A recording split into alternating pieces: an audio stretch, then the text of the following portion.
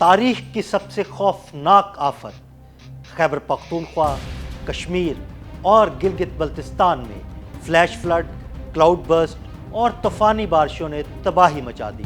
لمحوں میں سب کچھ پانی کی نظر ہو گیا اور 330 سے زائد افراد صرف ایک ہی دن میں موت کے منہ میں چلے گئے۔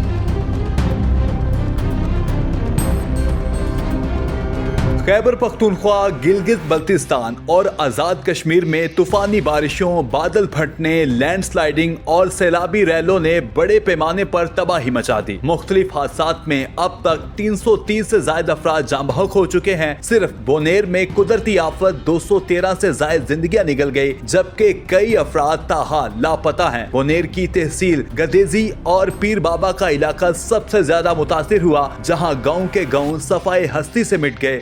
مرکزی بازار، رہائشی علاقے اور حتیٰ کہ پولیس اسٹیشن تک پانی میں ڈوب گیا۔ لوگوں کا سامان ان کی آنکھوں کے سامنے بہہ گیا، جبکہ اسپتال لاشوں اور زخمیوں سے بھر گئے۔ بٹگرام میں دریائے نندیار شملائی سے 14 افراد کی لاشیں نکال لی گئی۔ لاپتہ 7 افراد کی تلاش کے لیے سرچ آپریشن جاری ہے۔ گزشتہ روز ڈھیری حلیم میں متعدد گھر سیلابی ریلے کے زد میں آ گئے تھے۔ سیلابی ریلے میں 28 لوگ بہہ گئے تھے۔ گزشتہ روز 7 افراد کو زندہ بچا لیا گیا تھا۔ مانسہرہ میں بھی سیلابی ریلے اور تودے گرنے کے واقعات میں 20 افراد جاں بحق ہوئے۔ اس کے علاوہ باجوڑ میں کلاؤڈ برسٹ کے بعد سیلاب اور لینڈ سلائیڈنگ کی وجہ سے 21 افراد جان سے گئے۔ کلاؤڈ برسٹ کے بعد سیلاب کئی گاؤں بہا لے گیا، مکینوں کے آشیانے گر گئے۔ سیلابی ریلوں میں جانور اور گاڑیاں بھی بہہ گئیں۔ سوات میں بپھرا دریا راستے میں آنے والی ہر چیز تنکوں کی طرح بہا لے گیا۔ مینگورا سے گزرنے والی ندی کا پانی گھروں میں داخل ہو گیا اور پانی کے ریلے رابطہ پلوں تک پہنچ گئے۔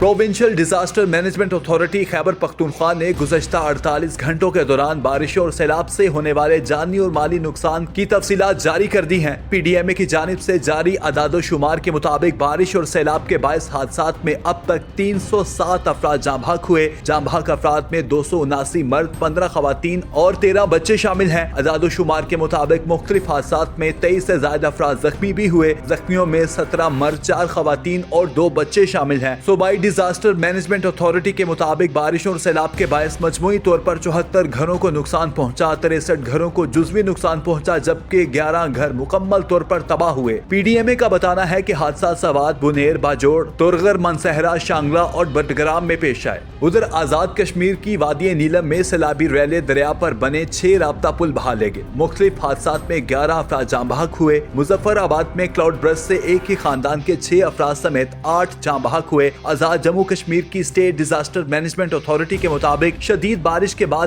آنے والے سیلاب میں 1.5 کلومیٹر طویل سڑک بہہ جانے سے رتی گلی جھیل جانے والے 700 سے زائد سیاح پھنس گئے تھے۔ ان سیاحوں کو ریسکیو کرنے کے لیے آپریشن رتی گلی سے صبح 7 بجے شروع ہوا اور دوپہر 3:30 پر مکمل ہوا، جس کے دوران رتی گلی میں پھنسے تمام سیاحوں کو کامیابی سے ریسکیو کر لیا گیا۔